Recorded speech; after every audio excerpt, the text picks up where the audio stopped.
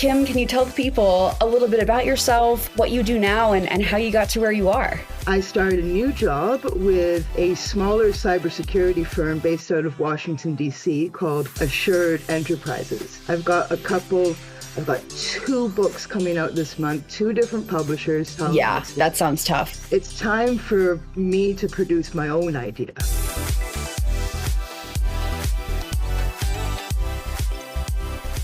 Hello, everyone. Welcome back to Cybersecurity Stand Up. I'm your host, Bronwyn Hudson. I'm the social media manager at Uptycs, and I am very excited today to introduce Kim Crawley to you, a cybersecurity researcher, writer, author, a very, very cool person who I've admired on LinkedIn for a very long time. So I'm super excited to be having this conversation.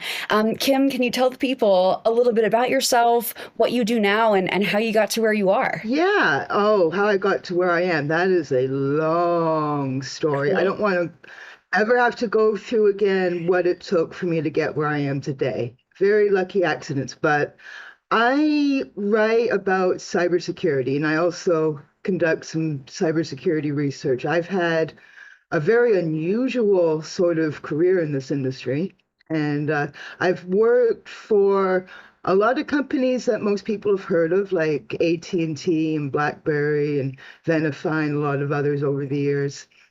I spent the past year working for IOActive, which was an absolutely wonderful experience. I learned so much. They do really high caliber cybersecurity research for the industrial sector mainly. And starting today, I started a new job with a smaller cybersecurity firm based out of Washington, D.C. called Assured Enterprises. And they have their own patented cybersecurity business services. So my job with them is I'm working very closely with one of the leads of the company, Steven Sobel, and my job is to produce as much written content as my boss asked me to do. Over the years for other companies like Synnec, I've written white papers, tons and tons of blogs, like so many blogs, but lots of white papers, little miniature ebooks. And I've also written like traditional format books. So I've got two books coming out this month, two different publishers. Other than being very vaguely cybersecurity related, they're completely different books. And I went through a lot of pallets of energy drinks to write those Love books. it. And never again will I accept two book deals at the same time. That was just how. Yeah, that sounds tough. That sounds like a lot to juggle. One book sounds like plenty already. Yeah, totally. Can you tell us about, I'd love to hear about all of these books, not only what you're coming out with, but also what you've written in the past. Because I think one of the first ways I heard sort of your name and about you was through your book, is it Hacker Culture A to Z? Can you tell us a little bit about that? Because that's and you're on an Amazon bestseller list and this kind of stuff. Like, what's all that about? Yeah, I've had a working relationship with O'Reilly for the past couple of years now. So the first product I produced for them was, a lot of these tech companies, they do deals with publishers like O'Reilly and Wiley, where they produce a free ebook, which you can download if you input your contact information in their website. Right. So I produced one for Jump Cloud a couple of years ago, which was about the cybersecurity challenges of remote workforces. Oh. And then last year, I wrote one for Nginx on zero trust security in Kubernetes. And so I already had a working relationship with O'Reilly, and I thought, okay, I wrote two books that they're very small books, like they're free books, yes, under the close supervision of these tech companies, making their vision come to life. It's time for me to produce my own idea. So Hacker Culture A to Z is exactly what it sounds like. So it is roughly about 300 terms from A to Z that are relevant to hacker culture and the history of computing. And Saminia Callan at O'Reilly was really my cheerleader. Kind of like if they were a record label, she would have been my A&R person. Love it. So my cheerleader within the company, because even though O'Reilly has published the kind of books that are pleasure reads rather than just technical manuals, it was still a very unusual format for them. So it was a big risk for them to greenlight my book, but they did because they believed in the concept. So it's been an absolutely wonderful experience. The great thing about, well, one of the many great things about Agriculture A to Z is you can read it in any order. Like Totally. there's no chronological, you got to read from cover to cover. It works great as a coffee table book. It works great, if you're on the toilet, or you can use it as a reference book. Multi-purpose. It's a very ADHD friendly Love book that. because the longest entries are maybe three Uh-huh. pages and the shortest entries are maybe 300 Nice. words. I've had a real team helping me bring that vision to life. The book is filled with illustrations, original illustrations. The cover art is really eye-catching. I couldn't have been more happy with the results. So I'm really, really proud of that book. And it's actually a fun book to read if you're interested in not just, well, agriculture is the culture of computing. So you get to learn about the most prominent hackers and their contributions to computer science and information technology. There's a lot of entries on tech companies like Google and Intel and what have you, and even like hackers in popular culture. So there's an entry on the Watch Dogs video game series, for instance. Love it. So it's been a lot of fun. And then so I started writing that book November of last year. Okay. Oh, wow. Okay. In March, Pact approached me and said, "Hey, Kim, we're looking for someone to write this book on pen testing certain cloud platforms." And in my foolish impulsivity, I said, "Sure." So I was about half done writing the first draft of Hacker Culture A to Uh-huh. Z when I started writing cloud pen testing for red teams, which focuses entirely on Uh-huh. AWS, Azure, and GCP. So there are step-to-step tutorials for pen testing all three cloud platforms. And I opened up AWS and Azure and GCP accounts of my own.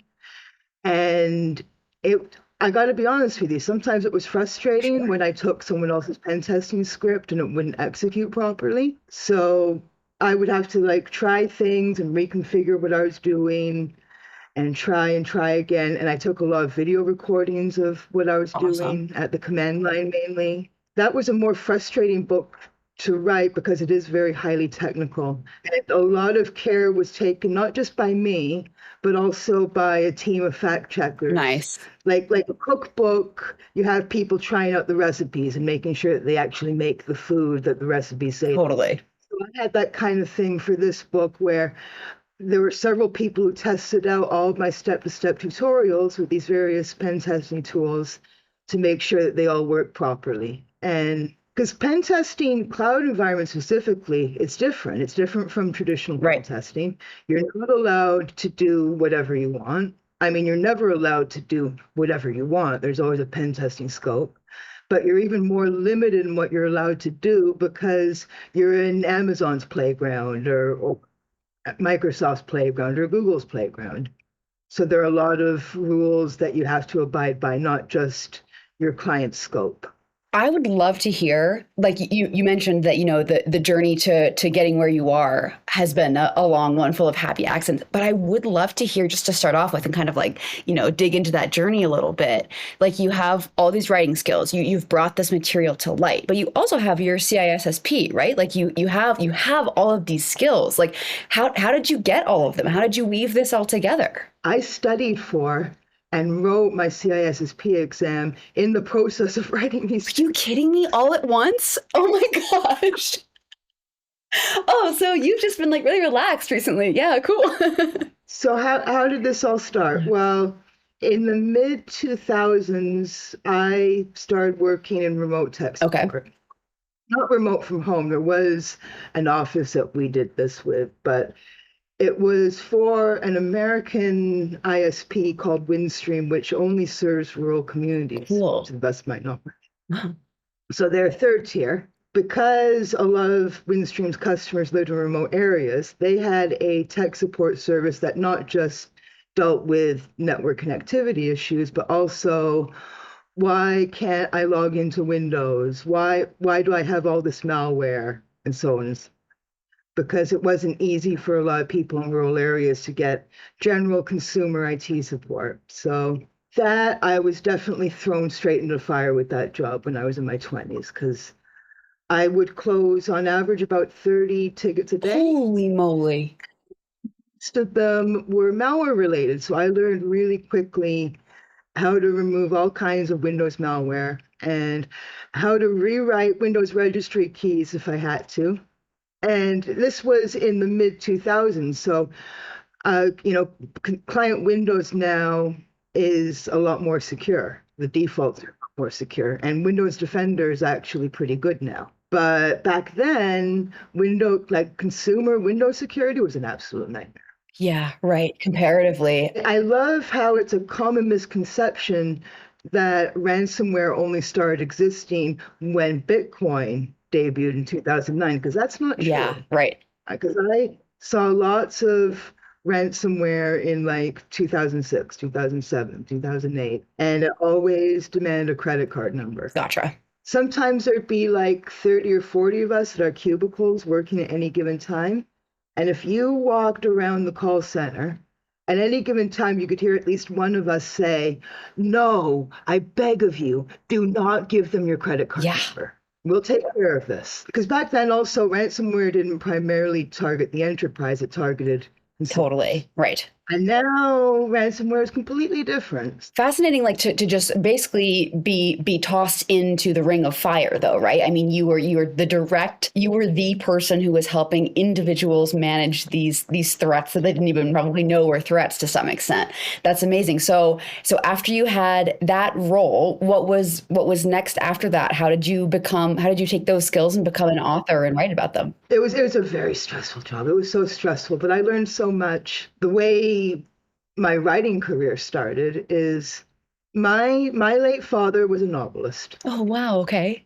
And I started to become interested in computers in the early 1990s. The Crawley family, we got our very first Windows 3.1 OEM machine in 1993. And my dad would call me to fix whatever problems he had, usually like LPT1 printer port issues and stuff like that. I just taught myself that stuff. Cool. Really cool. But my dad was a novelist. So all my life, like from early childhood, my dad would give me lectures on how to write professionally in a way that commercial publishers appreciate. Wow.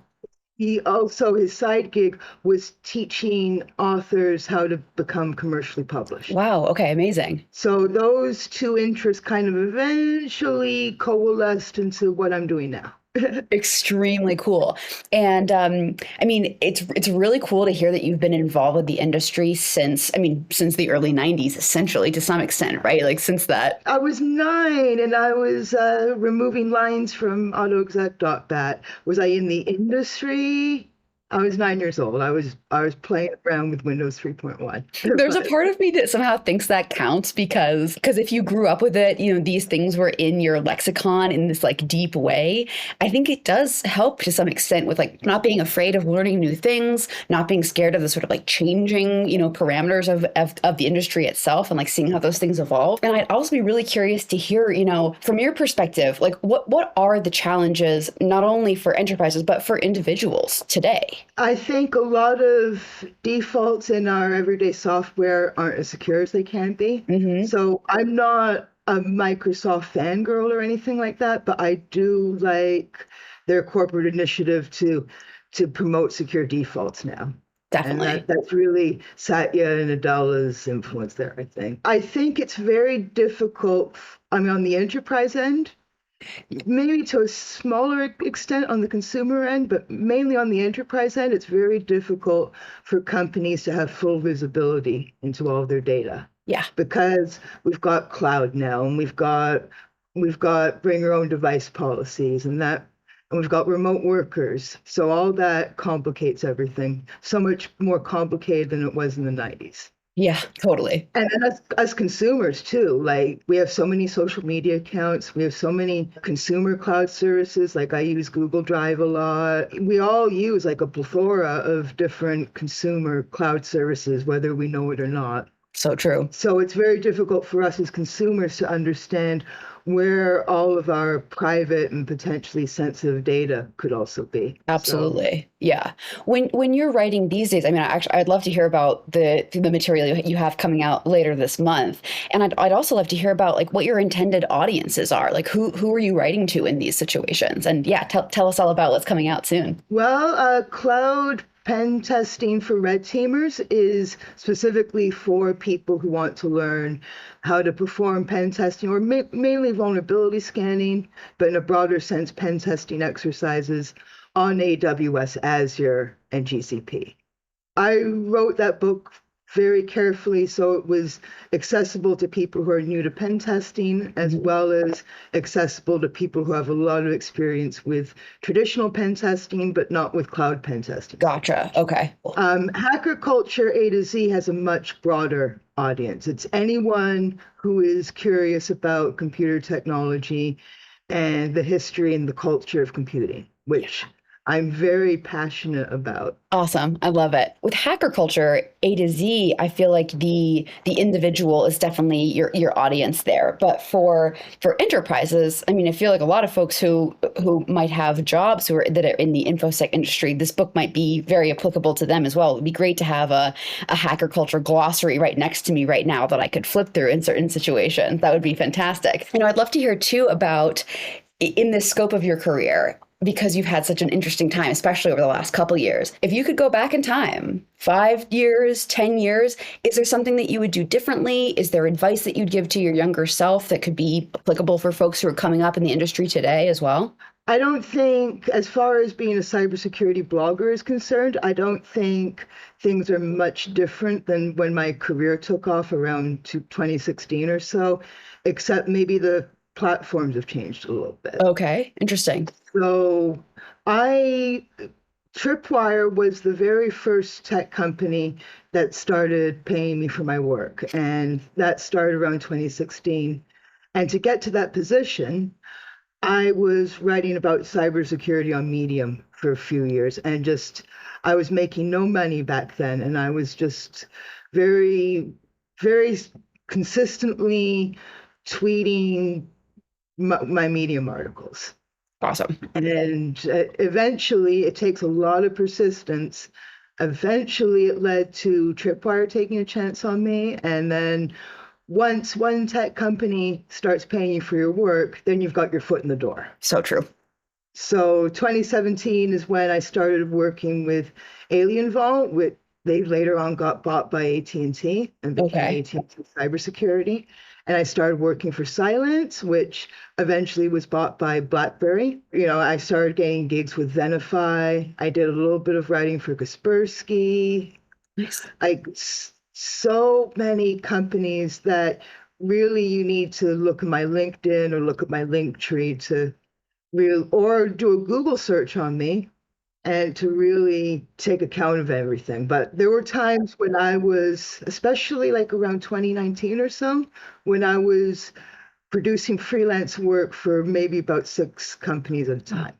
Wow. Which I'm not sure how I think if I didn't have a unified inbox, I would have totally lost track of all that. So these days, the only major difference would be Twitter is dead. Twitter is stick a fork in it. It's dead. It's a disaster zone now. And I refuse to call it X. It was so sad because I had 23,000 Twitter followers at the end after having my account since about 2009. Yeah. And a few days ago, I just deactivated it. Like, RIP. sayonara. Yeah. But that's where my cybersecurity blogging career was launched, basically, was by sharing my work on Twitter. Yep.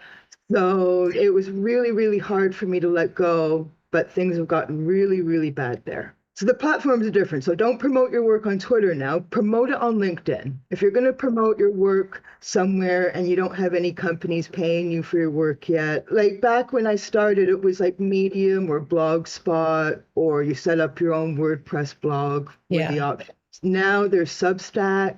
Yep. I highly recommend new writers to try. You can make a lot more money even if you're working on your own with Substack than you can with Medium. Yeah. But then, yeah, so instead of the platforms being Medium and Blogspot, and then you share on Twitter, it's now like Substack and maybe Medium, and you share on LinkedIn. Definitely. I'm also curious to hear about like, so you took the CISSP, was it last year or quite recently? Yeah. This year. This year, Okay. So, I mean, first of all, how was that? Tell us about it, that kind of thing. And do you feel like it was worth it? I'd love to get your sort of reaction to that, having taken it so recently. yeah, I think my best preparation for the CISSP exam was I wrote a book that was published by Wiley Tech in 2021 titled 8 Steps to Better Security, a Simple Cyber Resilience Guide for Business. And it was my very first solo written full length book. And the reason why that was the concept for it was because that was my experience up until then, was writing about all kinds of aspects of enterprise cybersecurity for all these different tech companies. So it's not, the title is a little confusing and a bit of a misnomer because it's not like 8 steps that have to be done in chronological order. It's more like 8 moving parts that all businesses that need to establish a cybersecurity plan have to conduct, like defensive areas, administrative areas, offensive areas, you name it. And I just got, the most important advice that I learned and just put it into like a 200-page book. Very cool. I still had to do a bit of research when I was writing that book. And writing that book was the best preparation for my CISSP exam because I have chapters in that book on regulatory compliance and on auditing and on security testing and vulnerability assessments and security maturity and all that. And these are all domains of they don't like one-on-one correlate with domains of the CISSP, but they're all relevant to domains of the CISSP. Definitely. I still studied for my CISSP, so I took 2 weeks off of writing books. My average day when I was studying for my CISSP exam was I bought 3 big, heavy CISSP exam guides, and I also bought like a CISSP test-taking preparation app. Love it.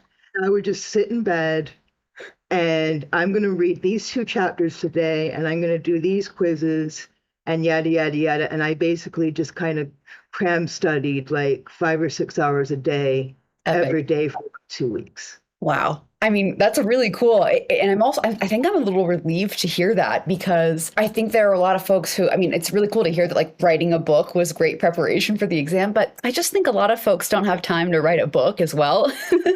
Like as their exam preparation. So I am kind of relieved to hear that you had to do some cram studying too, because that feels much more familiar in terms of like being on the verge of taking this exam. I'm really interested to hear more about the 8 steps for businesses as well, because, in a world now where there's a lot of advice out there, there's a lot of advice from a lot of different angles. Is there something that you found yourself writing about that you wish was maybe more obvious to enterprises? You wish you didn't have to write so much about? Like, what should we be talking about more? Where are the blind spots in today's industry? I was in a long conversation on the phone with my new boss, Stephen Sobel at Assured Enterprises this morning. And he was talking about a bunch of companies that had like no cybersecurity policies whatsoever. And it was an absolute total nightmare. And I'm not naming any companies, so I'm fine. But like in the cybersecurity realm, we all kind of assume that companies have, they have C-certs, or if they don't have a C-cert, at least they have some sort of incident response procedures, and they keep logs on their various network devices and all that. But you'd be surprised how many companies don't do any of that. Like, forget about not having a SOC or an MSSP. A lot of these companies don't even keep track of their logs properly or have proper policies. Or if you talk to them about CIS benchmarks, they would go, huh? Right. And then another thing related to that is So these companies that have no policies or procedures or security culture or anything whatsoever, as far as security maturity is concerned, they're at level 0. They are starting from scratch. They've got nothing. So you're surprised by, how many data breaches we hear about every day and stuff like that. And that's just the tip of the iceberg. Totally. Totally. I think security maturity is poorly understood. Okay. I think a lot of corporate business executives, they don't have patience for doing anything beyond, the next financial quarter. They don't, I've spoken to lots of CISOs, and all those CISOs recommended that I not use my CISSP certification to pursue CISO jobs, because apparently being a CISO is a very disappointing line of work, even if the pay is good.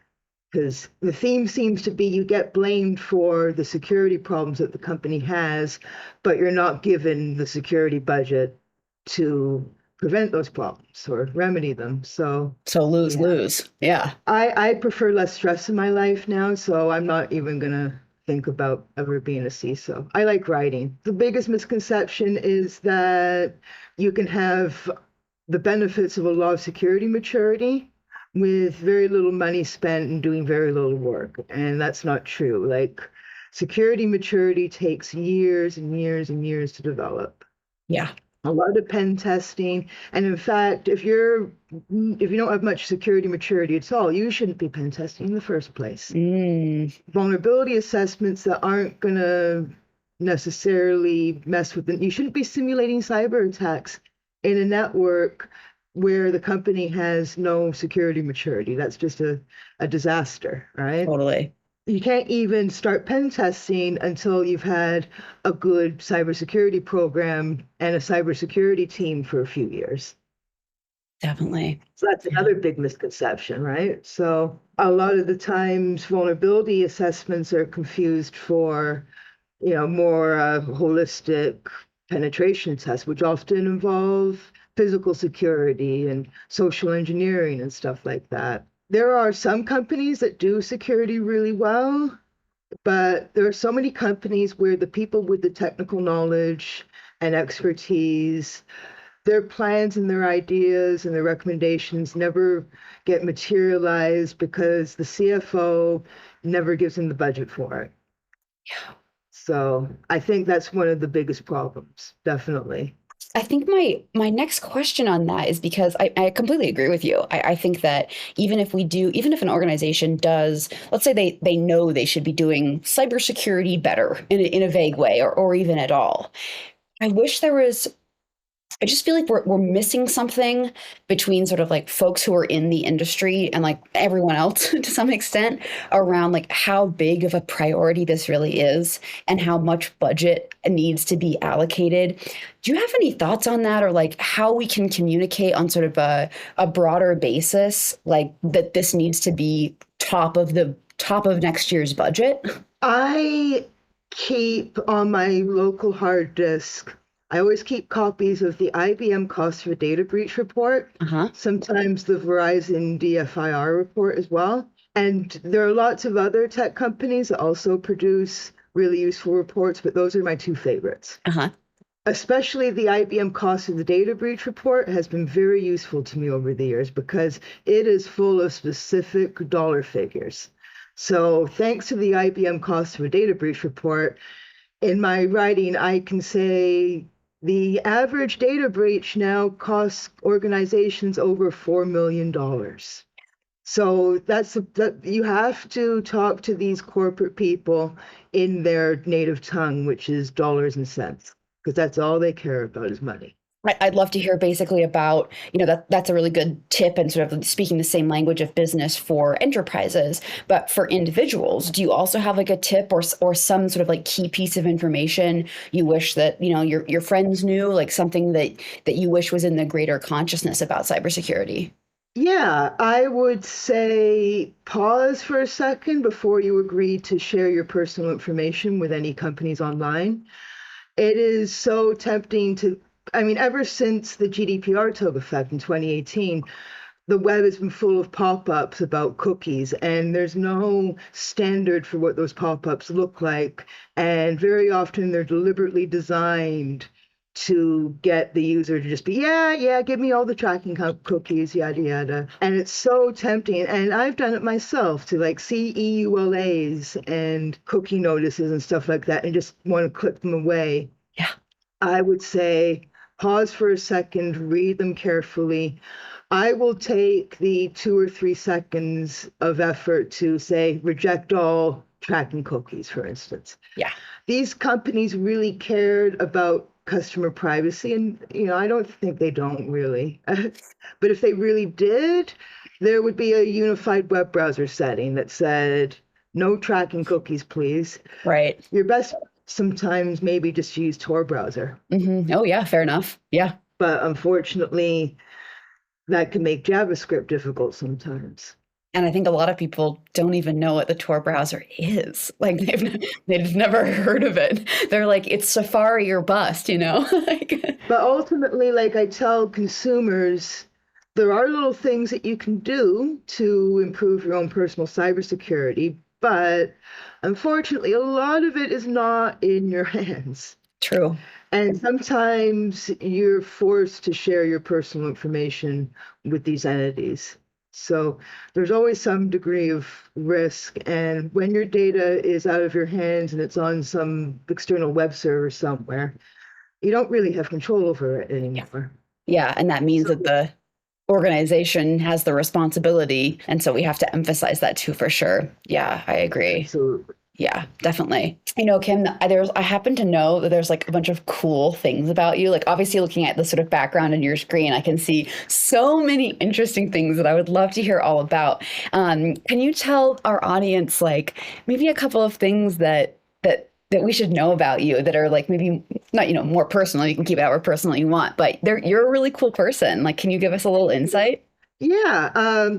Well, behind me, there's a bunch of books and shelves full of video games and little toys and knickknacks and whatnot. In some ways, I am a very typical elder millennial.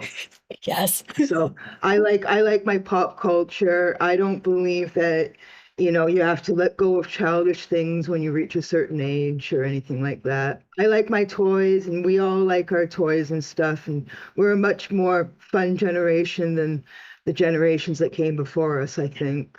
One of my favorite hobbies by far is playing video games. Yay. Any favorites? My favorite genre is JRPGs. Cool. So I have a ton of JRPGs and for various platforms and various formats. It used to be that Persona was my favorite JRPG series. Now I'm kind of tied between Persona and the Trails like CISSP series, but there are so many games I love so much, and not just JRPGs. Like I pre-ordered City Skylines 2 recently, and I'm really enjoying that a lot. Probably the popular genre I play the least. I don't like sports games. Okay, fair. The closest thing I ever played with sports game is Mario Kart, basically. I love it. I'm a big fan of the Yakuza / Like a Dragon series as well. And if you're to look at other angles of my living room, home office, and my bedroom, I have got like a ton of like anime figures. Sick. And I couldn't really properly enjoy that stuff until I was in my mid-30s, and I could, I've got some figures that were like $300. Yeah. Yeah. I couldn't afford this stuff when I was in my 20s. Totally. So I feel like now, like I'm turning 40 in January. Awesome. I feel like I'm getting the childhood and adolescence that I didn't get to enjoy when I actually was that age. Because honestly, I also don't have any kids. So I'm really happy to hear that you're enjoying these things. And it's really inspiring. Like, it's funny because I kind of didn't really ask you this question, but one thing that is like key to CISOs, but also just a lot of folks in the cybersecurity industry is that it's high intensity, it's high stress, you get blamed for things you shouldn't be blamed for. It can be really tough. So finding ways to stay happy, to safeguard your mental health, to find things that bring you joy in your own personal life actually feels of central importance in this kind of industry. So I'm thrilled to hear that that's part of your life that you actively pursue and enjoy. It's wonderful. And in fact, there are a couple of entries in Hacker Culture A to Z that are related to my love of JRPGs. Cool. You can also see how subjective the book is, because it was really my decision largely what was relevant in the first place. Yes. I do find a connection between JRPGs and hacker culture in my book. Cool. But My sort of closing question that I normally ask folks, which I'm really excited to hear your take on, is if you had any superpower to improve the realm of cybersecurity, what superpower would you want to have and why? the superpower to brainwash CFOs into allocating a cybersecurity budget. Boom! I love it. You had that locked and loaded. I think that's great. The world, you have an ally in me. Okay, Kim. Well, this has been so much fun. It's such a pleasure chatting with you. If people want to find you, which I am sure they will want to, where can they find you if not on the Twitter sphere anymore? And where can they find your books as well? Yeah, I share everything on my link tree. So my link tree address is linktr.ee/Kim Crawley, KIMCRAWLEY. And there are links to my LinkedIn profile and Mastodon and Blue Sky, and also my pages on Amazon and other retailers. And in a couple of weeks, I think November 24th is the official publication date for cloud pen testing for red teamers. I think the ebook for Hacker Culture A to Z will be out in about roughly around November 10th. Excellent. And the paperback should be around November 21st. Fabulous. That's so soon. It's so exciting. I think by the time that folks will have this in their Spotify feeds and Apple Podcast feeds, those at least a couple of those publications will be out. So if you're listening to that now, go and find those or stay on tenterhooks like I will be for the next week or so. And please go support Kim on LinkedIn. She's got a really amazing community and following happening on LinkedIn as well, and a lot of great material that she shares. So Kim, thank you so much for joining us today. I really appreciate your time, and we'll see you out in cyberspace. Thank you very much. It's been a pleasure.